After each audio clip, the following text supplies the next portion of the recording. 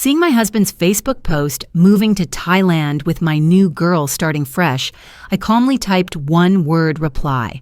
What he didn't know was I'd been preparing for months, and Derek was about to discover that his computer nerd wife was actually Elena Mitchell, senior software engineer with a $127,000 salary, forensic digital investigation skills, and professional connections that could dismantle his entire life systematically.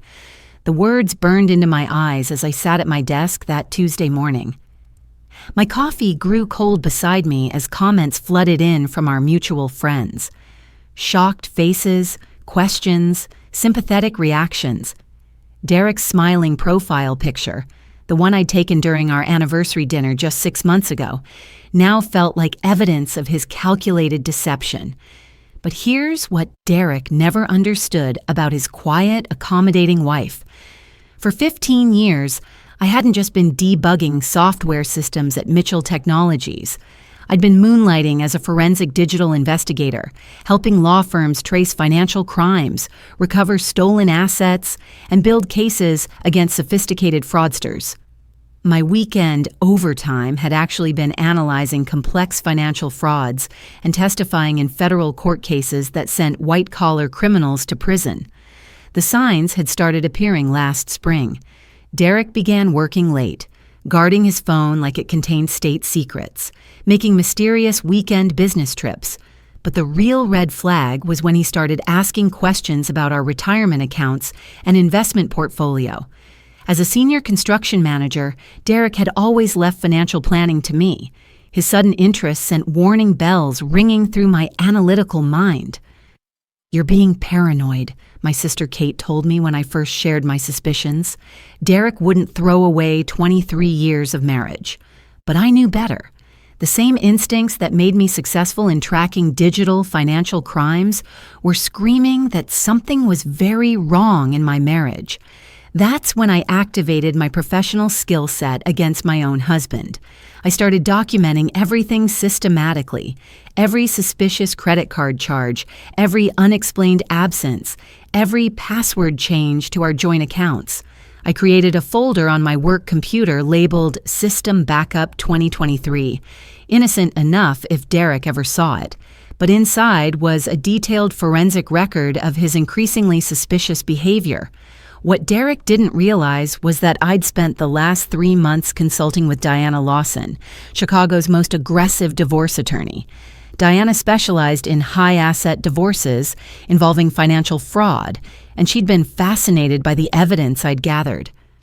"Elena," she'd told me during our first meeting, "most women come to me after they've been cleaned out. You're building a case while you still have leverage." I'd already moved most of our joint assets into accounts under my sole control, documented Derek's pattern of financial deception, and secured copies of all our important papers. Derek always joked that I was just a computer nerd who didn't understand how the real world worked. He assumed I would fall apart without him, like some helpless damsel in distress. But 25 years of coding had taught me one vital lesson. The best programs anticipate all possible failure scenarios, and I had planned for this one meticulously. My wake-up call had come during a dinner party last March. Derek was bragging about a new project his company had landed, and someone asked about the software they were using to manage it. Before I could answer, Derek cut in, saying, "Oh, Elena doesn't understand these things. She just does basic programming." I felt my face burn as our friends shifted uncomfortably. They knew I had designed similar systems for major corporations, that my salary was actually higher than Derek's, that I held patents on 3 different database optimization algorithms. But Derek couldn't stand acknowledging my expertise, especially not in front of others.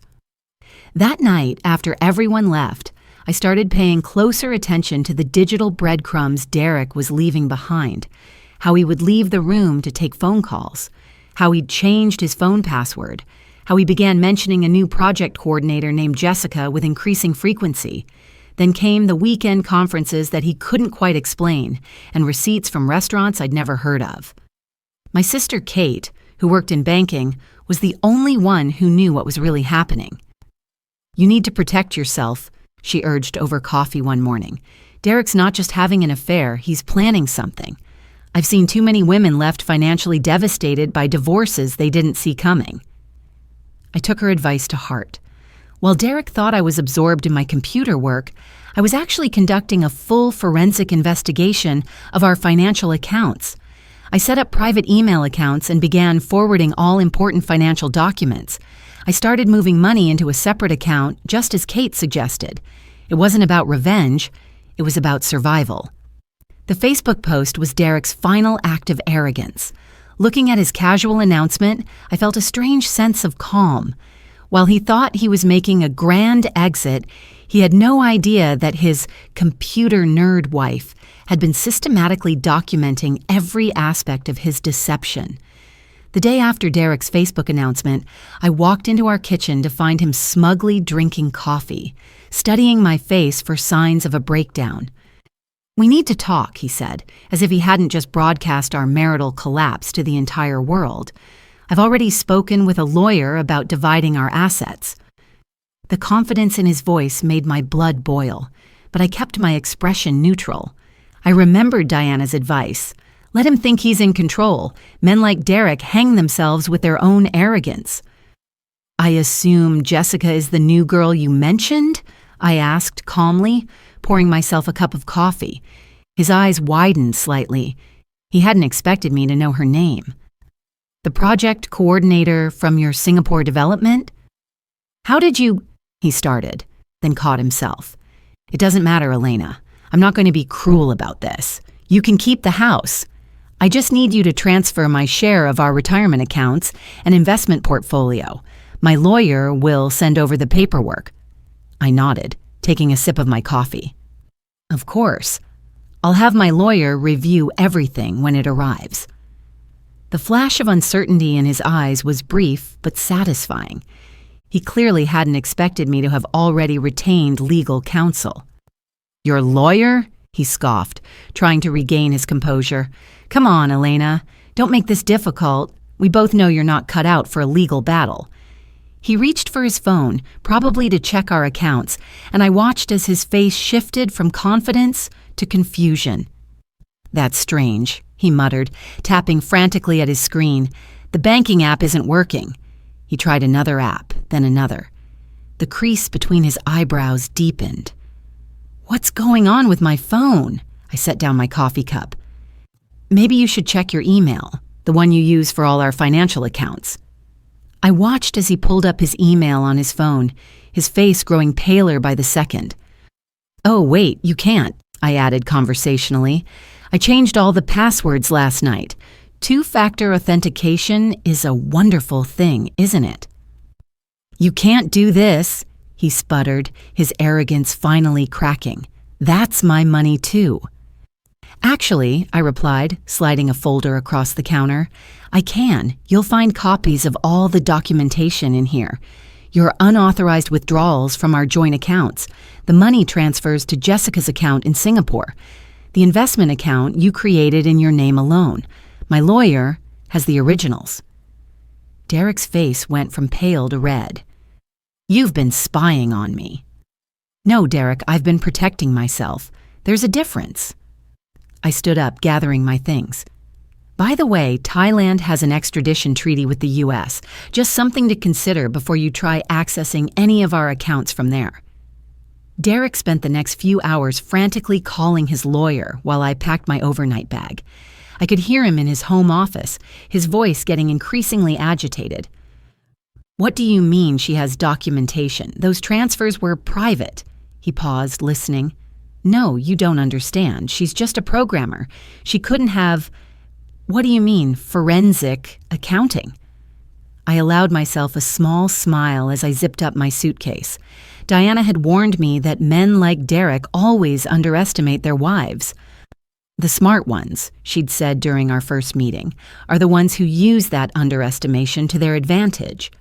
When Derek finally emerged from his office, his face was ashen. "The lawyer says you filed for divorce citing financial abuse and adultery." His voice was quieter now, the smugness replaced by something closer to fear. "He says you have proof of everything." That's right, I replied, checking my phone as another email notification came in. Oh, and it looks like your company's HR department just received an anonymous tip about certain irregularities in your project expenses. Specifically, all those romantic dinners with Jessica that you charged to the Singapore development account. You wouldn't, he whispered, but we both knew I already had. I also took the liberty of forwarding those questionable expense reports to the board of directors, I continued. They seemed particularly interested in the weekend trips to Miami that you logged as client meetings. Funny, I don't remember Miami having anything to do with the Singapore project. Derek sank into the couch, his face in his hands. Elena, please, we can talk about this. I made a mistake. I see that now. A mistake? I felt 23 years of suppressed anger rising in my throat. A mistake is forgetting our anniversary. A mistake is buying the wrong brand of coffee. Broadcasting your affair on Facebook and trying to steal our retirement savings? That's not a mistake, Derek. That's a choice. My phone buzzed again. Another email from Diana. Well, would you look at that? I said, scanning the message. The judge has granted an emergency injunction, freezing all our joint assets pending the divorce proceedings.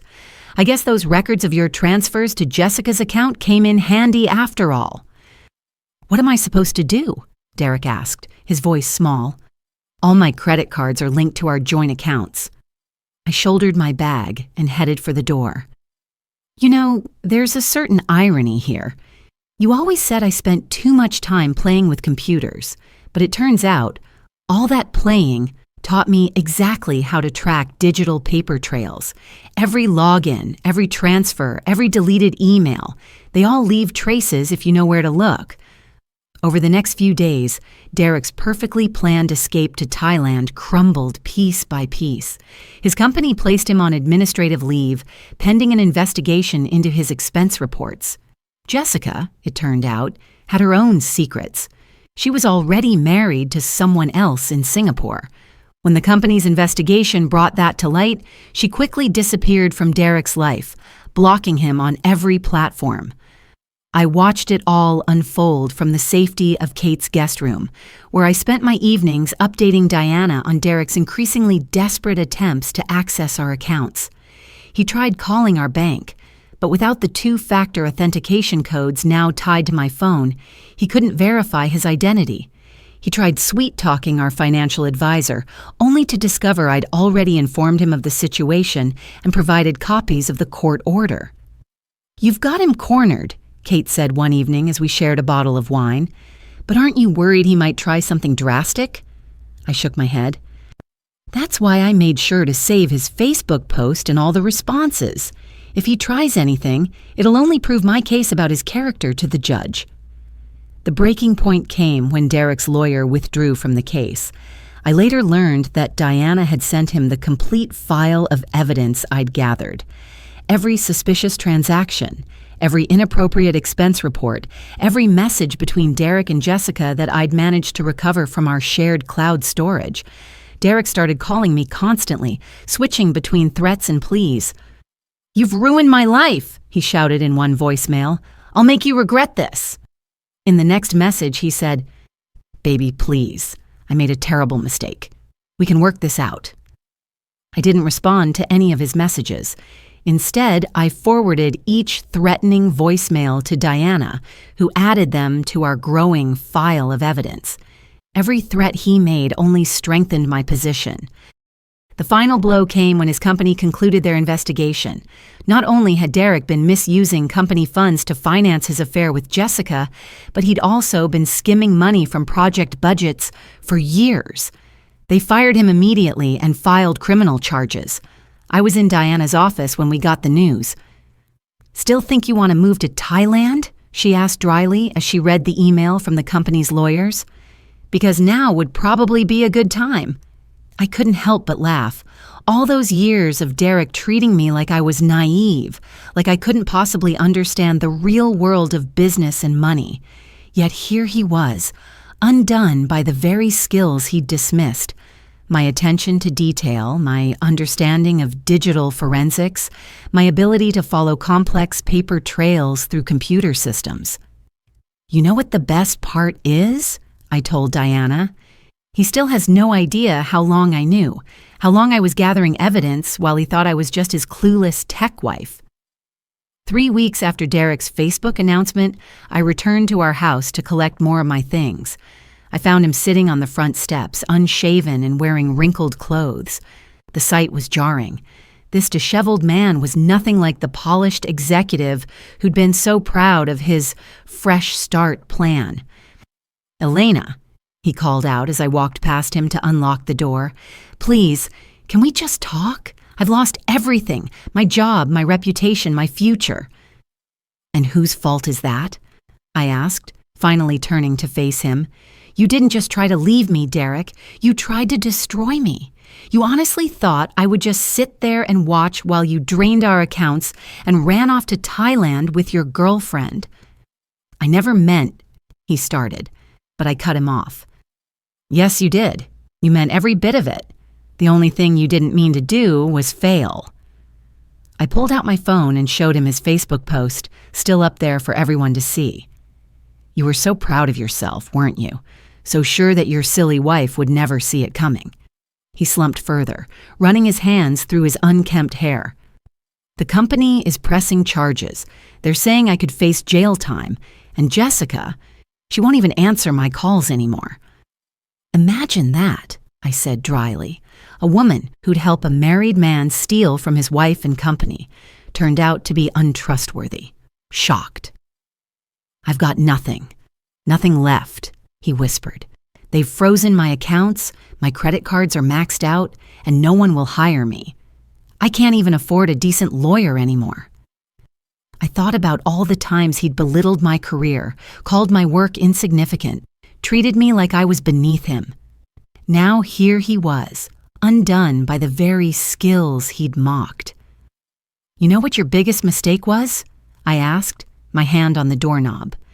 "It wasn't the affair or the stealing or even that ridiculous Facebook post. It was spending 23 years underestimating me. You were so convinced that I was just some naive programmer who couldn't possibly understand your brilliant schemes." "Elena, please," he tried one last time. "We can start over.